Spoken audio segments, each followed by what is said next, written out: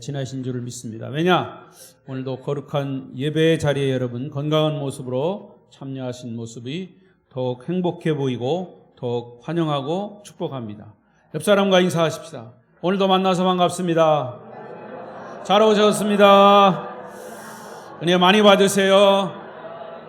감고사축 감사합니다. 고맙습니다. 사랑합니다. 축복합니다.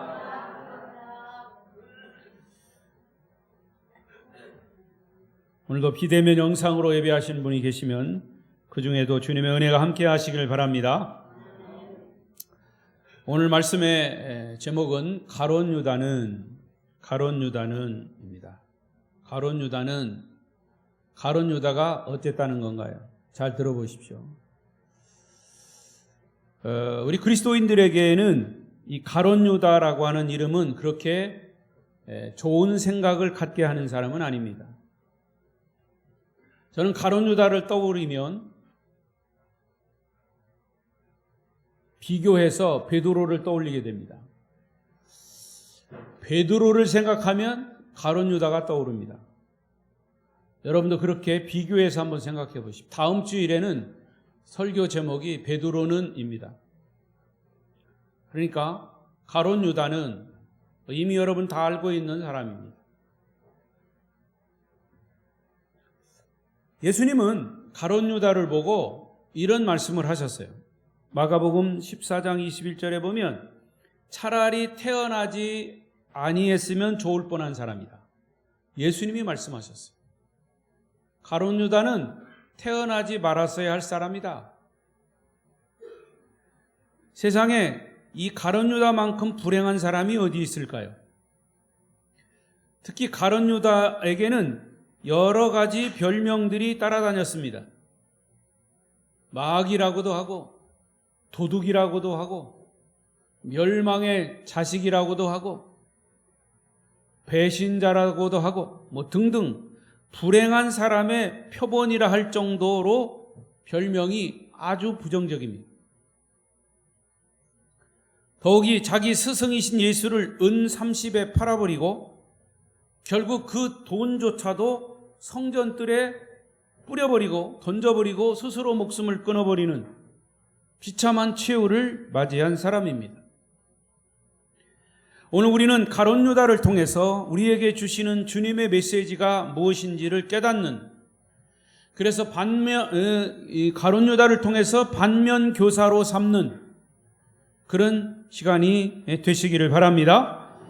반면 교사라는 말은 여러분 잘 아시죠? 그 사람의 못된 행실을 보고 나는 저래서는 안 되겠다. 그 사람의 착한 행실을 보고 그 사람의 모습을 본받을 수도 있지만 저런 인간, 저렇게 사는 사람 본받으면 안 되겠다. 이게 반면교사입니다. 반면교사를 가룟 유다를 통해서 반면교사로 삼으시기를 바랍니다. 첫 번째로 가룟 유다는 돈을 사랑하다가 망한 사람입니다. 뭘 사랑하다가? 돈을 사랑하다. 여러분 유심히 성경을 보시면 마태, 마가, 누가, 요한, 복음, 사복음서에 가룟 유다의 이름이 나올 때면 이상하리만큼 돈 문제가 같이 딸려 나옵니다. 오늘 본문 29절에도 보면 그를 돈꽤 맡은 사람으로 가룟 유다는 소개되고 있습니다. 12 제자들 가운데 특별히 회계를 맡았어요. 12 제자 중에 돈 맡은 사람이 가룟 유다예요. 그런데 회계를 맡아볼 정도면 그는 머리가 좋은 사람입니다. 그리고 계산이 빠른 사람이에요. 그리고 돈에 무척 밝은 사람입니다. 여러분 그게 나쁘다는 얘기가 아닙니다. 그만큼 똑똑해서 돈주머니를 12 제자 중에 맡긴 거죠. 그런데 가룟 유다에게 있어서의 약점은 뭐냐? 돈을 사랑했다라고 하는 것이에요. 여러분 돈은 사랑의 대상이 아니고 사용의 대상입니다. 돈을 사랑하면 우상이 되고 돈은 가지고 있는 지혜로 잘 활용해야 합니다. 사용해야 합니다. 요한복음 10장, 12장에서 이미 다루었지만은 마리아가 평생 보물처럼 간직해온 시집갈 미천으로 삼았던 마리아에게 전 재산이었던 향유 옥합을 들고 와서 예수님의 발에 붓고 자기 머리털로 예수님의 발을 씻기는 사건이 있었습니다. 그런데 그 사건을 보고 가룟 유다는 이런 얘기를 합니다. 요한복음 12장 5절이에요. 시작. 이 향유를 어찌하여 300데나리온에 팔아 가난한 자들에게 주지 아니하였느냐 하니, 가룟 유다의 이 말을 한번 잘 새겨보십시오. 그는 계산을 오래 할 필요가 없이 그 자리에서 저 향유값은 얼마다? 300데나리온이다. 딱 계산이 나왔어요. 구체적으로 언급할 만큼 시간이 필요하지 않아요. 그냥 돈 계산이 빠른 사람이에요. 그리고 그는 이 고가의 향유를 그런 식으로 허비한다는 것을 안타깝게 생각할 만큼 돈에 대한 애착이 있었던 사람입니다. 그런데 나중에 보니까 사실 가난한 사람들을 진심으로 걱정해서 그런 말을 한 게 아니에요. 만약에 그것이 예수님에게 드려져서 돈으로 환산한다면 그 중에서 얼마를 자기 주머니에 챙길 수 있는 좋은 기회였다고 하는 사실이 나중에 밝혀졌어요. 그만큼 돈에 대해 욕심이 있었다는 거죠. 그리고 말씀드린 것처럼 가룟 유다가 돈에 대한 욕심을 가졌다고 하는 결정적인 증거가 뭐냐? 자기 스승 예수를 놓고 흥정하는 겁니다. 대제사장과 흥정하는 장면이 여기 있습니다. 마태복음 26장 14절부터 15절 시작. 그때 12 중에 하나인 가룟 유다라 하는 자가 대제사장들에게 가서 말하되 내가 예수를 너희에게 넘겨주리니 얼마나 주려느냐 하니 이들이 은 30을 달아 주거늘. 대제사장이 가룟 유다와 흥정하는 장면이에요. 그는 대제사장이 제시한 은 30, 여기에 대해서 별 이의를 달지 않았습니다. 비싸다 싸다 얘기하지 않았어요. 그리고 그때부터 예수를 어떻게 하면 팔까라고 하는 기회를 보기 시작한 겁니다. 여러분, 은 30을 지금 시세로 계산한다면 미 달러로 약 20달러입니다.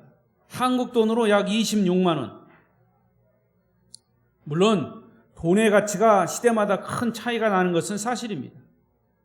그 당시 2000년 전에 은 30이 결코 작은 액수는 아니었을 겁니다. 지금 화폐 가치로 계산한다는 것이 우스운 이야기지만 그럼에도 불구하고 자기 스승을 돈 주고 판다라고 하는 이 가룟 유다의 사고 자체가 돈에 대한 욕심을 가진 자였다 그 말입니다. 얼마나 철저하게 돈의 노예가 되었으면 그렇게 할 수 있겠느냐. 이렇게 말하면 혹시 여러분 중에는 목사님 그거 너무 극단적인 얘기 아닙니까? 다 그냥 돈 싫어하는 사람이 없습니까? 어디 있습니까? 다 좋아하죠. 돈 자체가 나쁘다는 게 아니고 돈 사용하는 것이 나쁘다는 게 아닙니다. 가룟 유다니까 그런 얘기 했죠. 저하고는 거리가 먼 얘기입니다. 이렇게 반문할지 몰라요. 그러나 여러분, 지금 이 세상은 온통 돈 이야기와 경제 이야기로 넘쳐나고 있습니다. 나라와 나라 간에 싸우는 것도, 전쟁이 일어나는 것도 결국에는 돈 때문이에요. 정치판에서도 당과 당이 싸우는 건 다 돈 얘기예요. 돈 때문에 그래요. 그렇다면 이것은 전혀 우리와 무관한 얘기가 아니라 그 말입니다. 우리도 얼마든지 가룟 유다와 같이 돈 욕심 때문에 돈에 끌려다니는 그런 경우가 있다 그 말입니다. 거듭 말씀드리지만 결코 돈은 나쁜 게 아닙니다. 얼마든지 우리가 돈으로 선한 일이나 복음을 전하는 일에 사용할 수 있습니다. 그러나 가룟 유다는 돈을 좋아하는 마음이 지나쳐서 돈에 대한 욕심으로 가득했다 그 말입니다. 아무리 돈을 많이 쌓아놓고 있어도 인간의 돈에 대한 욕심은 끝이 없어요. 여러분, 우리가 음식을 먹는데 배가 고파서 밥을 잔뜩 먹었습니다. 아침에 밥을 잔뜩 먹은 사람 교회 와서 졸게 돼 있어요.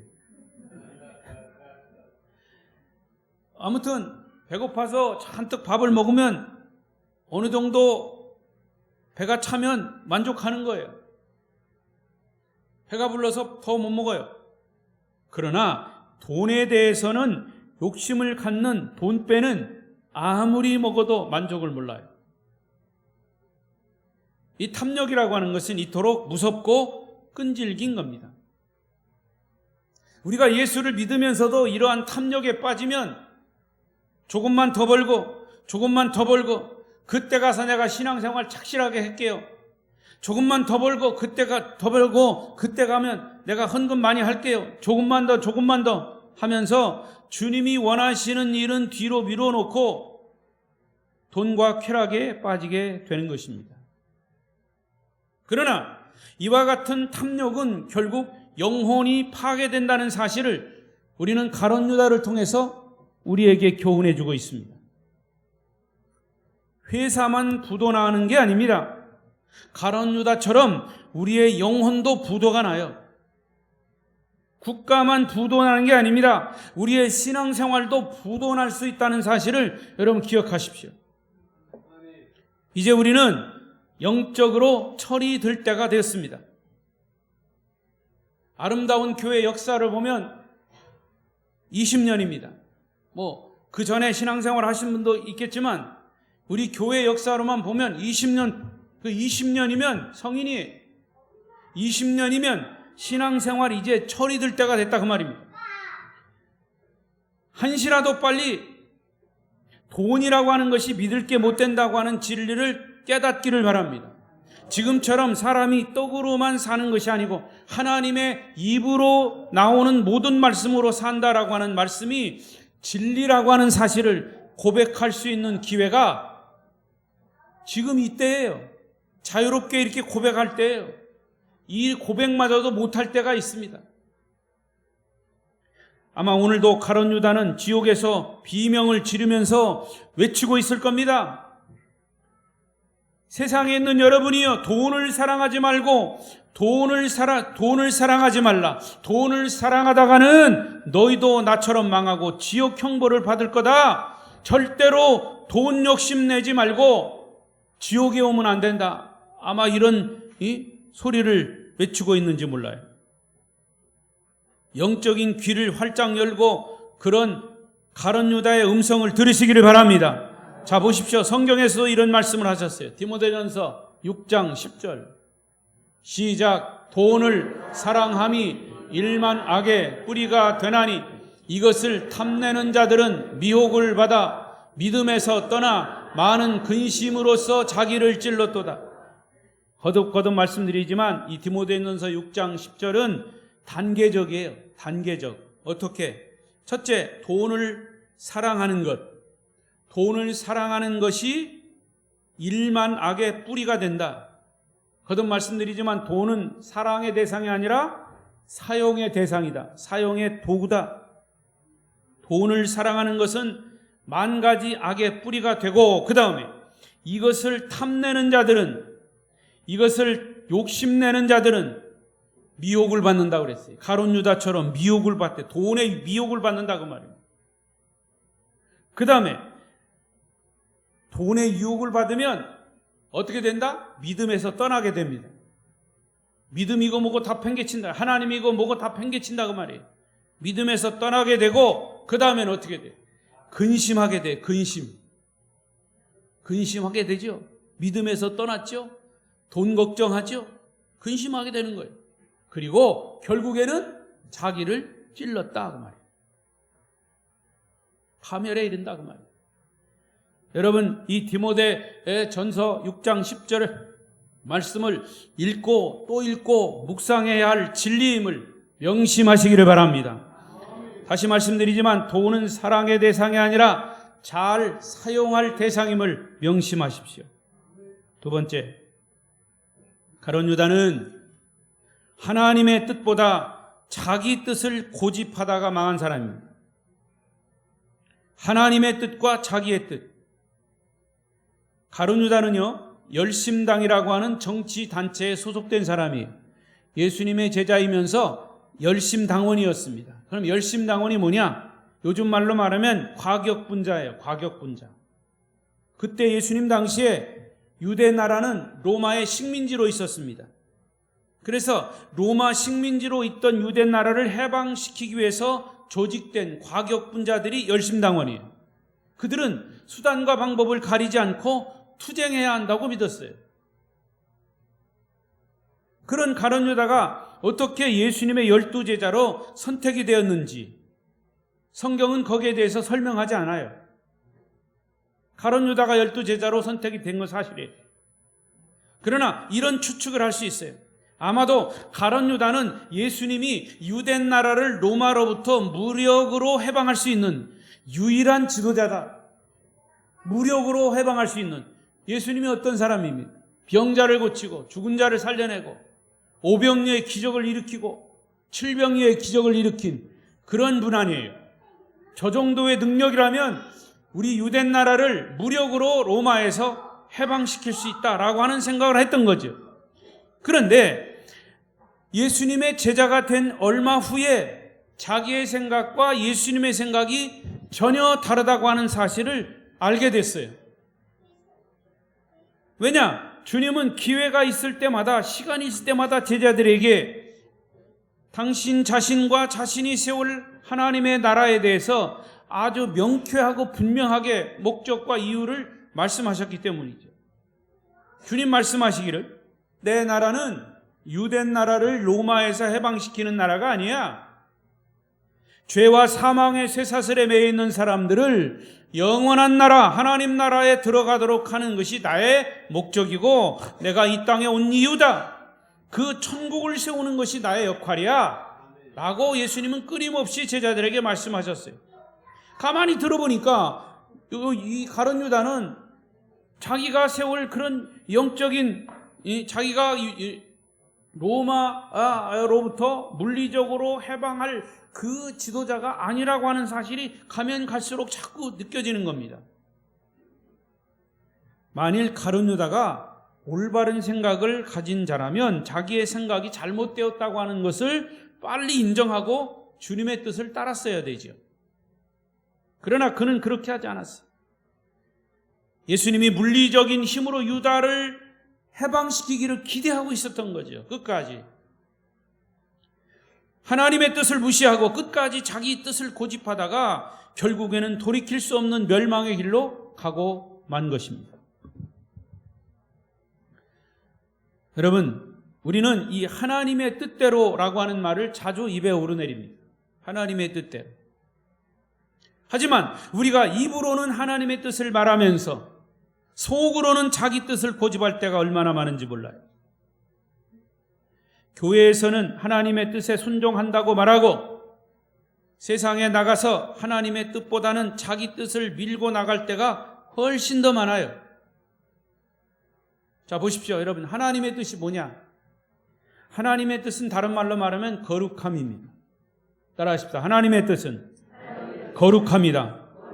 예. 하나님의 뜻을 이루려고 할 때 그 일에 대해서 거룩함이 있나 거룩하지 않나 이것을 봐야 합니다. 주님의 뜻을 선택하는 기준은 거룩함이어야 한다 그 말입니다. 또 하나님의 뜻은 정직함입니다. 또 따라합니다. 하나님의 뜻은 정직함이다. 우리가 어떤 경우에 일을 할 때 정직하지 못한 방법으로 비양심적으로 내 뜻과 내 생각을 앞세운 일도 많습니다.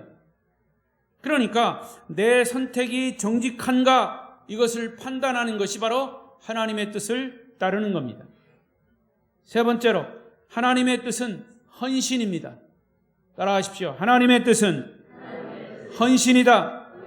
그렇습니다. 우리는 하나님의 나라를 위해서 몸과 마음과 물질을 헌신해야 합니다. 그런데 하나님의 뜻은 무시하고 내 유익을 위해서 내 뜻대로, 내 생각대로, 내 마음대로 행동하는 경우가 많다고 말입니다. 그것은 하나님의 뜻이 아닙니다. 또 하나님의 뜻은 하나님의 나라, 천국을 세우는 것입니다. 따라하십니다. 하나님의 뜻은 천국을 세우는 것이다. 그렇습니다. 우리는 하나님의 나라보다는 세상 나라에 더 많은 생각, 세상 나라에 더 마음과 생각을 빼앗기고 있습니다. 나의 말과 행동이 하나님의 나라를 위한 일인가를 살피는 것이 주님의 뜻대로 사는 길입니다. 자, 이렇게 우리는 하나님의 뜻을 수도 없이 말하고 반복하지만 실제로는 주님의 뜻을 순종하지 않고 있다는 사실을 솔직히 인정하고 그것을 주님 앞에 끊임없이 회개해야 합니다. 여러분, 오늘날 교회의 위기가 무엇일까요? 저는 수도 없이 그런 모습들을 보아왔습니다. 지금도 그런 일이 행해지고 있습니다. 왜냐? 말로는 교회 안에서 하나님의 뜻을 앞세우지만 결국은 사람의 뜻을 앞세우기 때문에 교회의 위기가 오는 것입니다. 그래서 분열이 생기는 겁니다.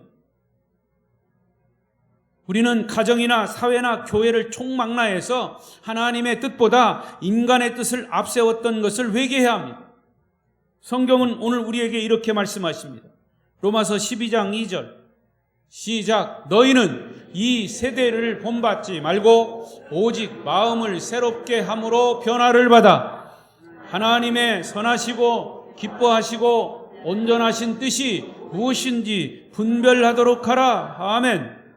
모든 일을 하나님의 뜻을 앞세울 때 하나님께서 온전하게 책임져 주십니다. 이제부터 여러분들은 하나님의 뜻이 우선이 되기 위해서 기도하고 힘쓰시기를 바랍니다. 세 번째로, 가룟 유다는 주님의 경고를 받았지만 회개하기를 거부하다가 망한 사람입니다. 오늘 본문이 포함된 요한복음 13장은 예수님이 십자가를 지시기 전에 불과 몇 시간 전 제자들과 함께 유월절 만찬을 함께 나누는 은혜로운 시간입니다. 그런데 놀랍게도 그런 자리에서 주님은 가룟 유다에게 직접 간접으로 5번이나 회개할 기회를 주셨습니다. 다시 말하면 경고를 하셨다 그 말입니다. 이미 주님은 가룟 유다의 마음을 다 거울 보듯 다 들여다보고 계십니다. 그가 어떤 계략을 꾸미고 있는지도 이미 알고 계셨습니다. 저 같으면 성질이 급해가지고 가룟 유다! 네가 그랬지? 저 같아도 그랬을 거예요. 그러나 주님은 그렇게 하지 않았어요. 이름 부르지 않았어요. 그럼에도 불구하고 주님의 마음은 긍휼이 있으셨어요. 그를 사랑하셨어요. 그래서 5번씩 기회를 회개의 기회를 주시고 경고를 하신 겁니다. 그를 불쌍히 여기셨기 때문에. 요한복음 13장 10절에 보면 주님은 심지어 자기를 팔 가룟 유다의 발을 씻기시면서 이런 말씀을 하셨어요. 읽어보겠습니다. 시작. 예수께서 이르시되 이미 목욕한 자는 발밖에 씻을 필요가 없느니라. 온몸이 깨끗하니라. 너희가 깨끗하나 다는 아니니라. 너희가 다 깨끗하지만 내가 발을 씻기니까 깨끗하지만 그러나 12명 다는 아니다. 가룟 유다 너는 그렇지 않지 않냐? 그 말이에요. 이것은 가룟 유다에게 주시는 간접적인 경고입니다. 그러나 그는 아무런 반응을 보이지 않았어요. 그 다음 요한복음 13장 18절에 구약 시편 말씀을 인용까지 하시면서 두 번째 경고를 하십니다. 시작. 내가 너희 모두를 가리켜 말하는 것이 아니니라. 나는 내가 택한 자들이 누구인지 알미라. 그러나 내 떡을 먹는 자가 내게 발꿈치를 들었다 한 성경을 응하게 하려 한 것입니다. 시편 말씀에 이 말씀이 있어요. 이건 가룟 유다를 가르치는 거예요. 그러나 예수님은 가룟 유다의 이름을 들어 말씀하시지 않고 너가 지금 이러고 있지 않냐. 지금 이 시간은 스승과 제자가 한 상에서 식사를 나누면서 서로 사랑과 믿음을 나누는 아주 정겨운 시간이에요. 그런데 가룟 유다는 스승의 마음과 그 사랑을 배신하고 있다 그 말이에요. 일말의 양심이 있는 자라면 주님께서 그렇게 말씀하실 때 벌떡 일어나서 주여 제가 죽을 죄를 졌습니다.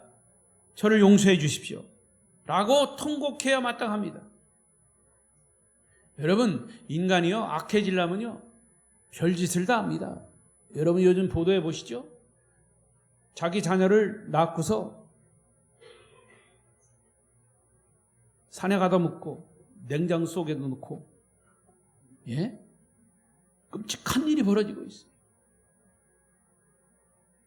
이게 사람의 마음이에요. 악해지면요 아주 땅 밑에까지, 아니 땅에까지 떨어지는 게 아니라 땅 밑에까지, 아주 굴속에까지 떨어질 수 있는 것이 인간의 악함이에요. 그래서 예수님께서 시치미를 뚝 떼고 아무것도 모르는 척하고 있는 이 가룟 유다에게 21절 이렇게 말씀하십니다. 시작. 그들이 갈릴리, 그 13장 21절인데, 그러니까 예수께서 이 말씀을 하시고 심령이 괴로워 증언하여 이르되 내가 진실로 진실로 너희에게 이르노니 너희 중 하나가 나를 팔리라. 아예 대놓고 얘기했어요. 내가 심령이 괴로워서, 정말 예수님이 제자들을 보면서, 가룟 유다를 보면서 내 마음이 너무 괴롭다. 너희 중에 하나가 나를 팔리라. 여러분, 이 정도 되면 주님이 자신을 얼마나 깊이 주목하고 계시는지 눈치를 채고도 남죠.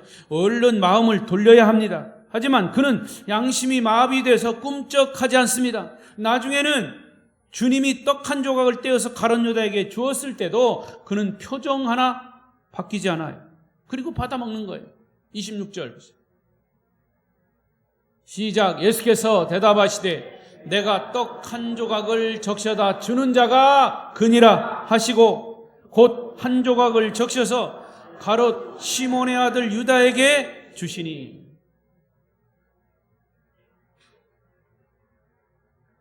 그리고 주님은 27절에 뭐라고 말씀하십니까? 조각을 받은 후에 곧 사탄이 그 속에 들어간지라. 이에 예수께서 유다에게 이르시되 네가 하는 일을 속히 하라. 네가 하는 일을 속히 하라. 네가 지금 스승 팔아먹었잖아. 그거 이렇게 회개하지 않으면 빨리 해라. 빨리 해. 그 얘기예요. 가룟 유다는 이 마지막 경고를 정말 놓치지 말았어야 합니다. 하지만 그는 주님의 마지막 경고마저도 철저하게 외면하고 말았습니다. 그 말을 듣고 일어나 문을 박차고 나감으로 그는 돌이킬 수 없는 파멸의 길로 가고 만 것입니다. 돌이킬 수 있는 기회가 많았음에도 불구하고 끝까지 회개하지 않다가 결국 멸망의 길로 가고 말았다는 겁니다. 자, 좀 더 자세히 볼 부분은 27절입니다. 다시 읽겠습니다. 27절 시작. 조각을 받은 후 곧 사탄이 그 속에 들어간지라. 이에 예수께서 유다에게 이르시되 네가 하는 일을 속히 하라. 조각을 받은 후에 곧 사탄이 그 속에 들어갔다 했어요. 여러분, 하나님께 잘못을 저지르고 회개를 해야 할 때 회개하지 않으면 결국에는 그 마음에 사탄이 그 사람을 점령하게 됩니다. 그리고 사탄의 종이 돼서 사탄이 하라는 대로, 귀신이 하라는 대로 미친 짓을 하게 되는 겁니다. 그리고 30절을 보십시오. 유다가 그 조각을 받고 곧 나가니 뭐다? 밤이러라. 저녁 식사하고 마치고 밖으로 나갔으니까 당연히 밤이죠. 그러나 성경이 그가 문을 열고 나간 때를 굳이 밤이라고 강조한 데는 분명한 이유가 있습니다. 여러분, 밤이라고 하는 것은 어두움이에요. 밤이 지니는 영적인 의미가 있습니다. 주님이 경고를 하는데 듣지 않고 끝까지 버티고 고집하는 사람이 문을 열고 나가는 곳에는 어두움이 기다리고 있는 겁니다. 멸망의 길은 어두운 길입니다. 어두움은 지옥을 상징하기도 합니다. 잠언 4장 19절을 보십시다. 시작. 의인의 길은 돋는 햇살 같아서 크게 빛나 한낮의 광명에 이르거니와. 19절. 악인의 길은 어두움 같아서 그가 걸려 넘어져도 그것이 무엇인지 깨닫지 못하느니라. 악인의 길은 어둠 같아서 그가 걸려 넘어져도 무엇에 걸려 넘어지는지 못 깨닫는다고 말이에요. 주인의 뜻에 순종하지 않았던 한 달란트 받은 자는 끝내 바깥 어두운 데로 쫓겨났습니다. 결국 하나님의 뜻을 따르지 않고 인간의 뜻대로 행동하면 바깥 어두운 곳, 지옥으로 떨어지는 겁니다. 그래서 가룟 유다는 지옥 간 사람을 대표한 사람입니다. 다음 주에 말씀드릴 베드로는 여러 가지 굴곡이 있었지만 그럼에도 불구하고 끝까지 주님을 붙잡고 생명선을 붙잡을 때 천국에 간 사람, 대표적인 사람 베드로예요. 이제 말씀을 맺겠습니다. 성도 여러분, 우리가 평소 들어온 말 중에 경고를 무시하고 듣지 않는 사회는 브레이크 없는 자동차와 같고 신호등 없는 네거리와 같다. 이것은 이 사회나 우리 개개인에게, 특히 예수 믿는 성도들에게 절대적으로 해당되는 말씀입니다. 우리의 삶에 브레이크가 있어야 됩니다. 그 브레이크는 하나님의 말씀이어야 합니다. 오늘 가룟 유다의 삶을 통해 주시는 주님의 메시지가 무엇일까요? 우리는 가룟 유다의 삶을 아까 말씀드린 대로 반면 교사로 삼아야 할 중요한 교훈입니다. 그 사람의 잘못된, 가룟 유다의 잘못된 삶을 교훈 삼아서 나는 그렇게 하지 않아야 되겠다, 나는 그렇게 살지 말아야 되겠다라고 하는 교훈을 얻기를 바랍니다. 영어 단어에 보면 살다라고 하는 것이 살다, live, L-I-V-E입니다. live, 살다. 그런데 이 단어를 뒤집어 보면, 거꾸로 보면 E-V-I-L, evil,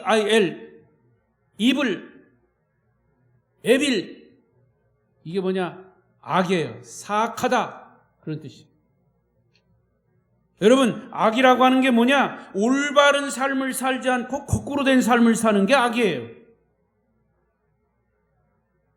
올바른 삶을 사는 사람은 주님 말씀을 잘 듣고 경고를 겸손히 받아들이고 회개하면서 온전히 하나님 앞에 나아갈 때 회복시켜 주실 줄로 믿습니다. 그러나 주님께서 경고를 5번이나 했는데도 귀를 닫아버리고 정상적인 삶을 살지 않고 거꾸로 가는 삶을 살았던 가룟 유다의 말로가 어떻게 됐습니까?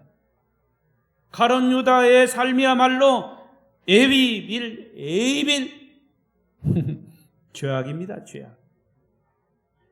영원히 멸망에 이르는 지옥행이 된 것입니다. 하나님은 회개하는 자를 의인으로 받아들여 주십니다. 의인의 길에는 절대로 어두움이 없다고 그랬어요. 자, 잠언 4장 18절 19절 다시 한번 읽어보겠습니다. 18절 시작. 의인의 길은 돋는 햇살 같아서 크게 빛나 한낮의 광명에 이르거니와 악인의 길은 어둠 같아서 그가 걸려 넘어져도 그것이 무엇인지 깨닫지 못하느니라. 의인에게는 일시적인 고통이나 어떤 위기나 고난이 올 수도 있어요. 그러나 그것은 항상 새로운 발전을 위한 발돋움이라고 생각해요. 고난은 축복입니다. 이제 오늘 우리에게 주신 이 말씀 여러분에게 꼭 적용하십시오. 말로는 하나님을 사랑한다고 하면서 속으로는 돈을 더 사랑하는 이중성을 과감히 깨뜨리십시오. 입으로는 하나님의 뜻을 말하면서 행동으로는 내 뜻을 고집하던 자기 모순을 철저히 회개하십시오. 바른 소리를 하면 듣지도 않고 오히려 바른 소리 하는 사람을 미워하는 우리의 잘못된 근성을 철저히 회개해야 합니다. 이렇게 회개하면 주님은 미쁘시고 의로우사 우리를 용서하시고 아픔과 괴로움을 철저히 치유해 주실 줄로 믿습니다.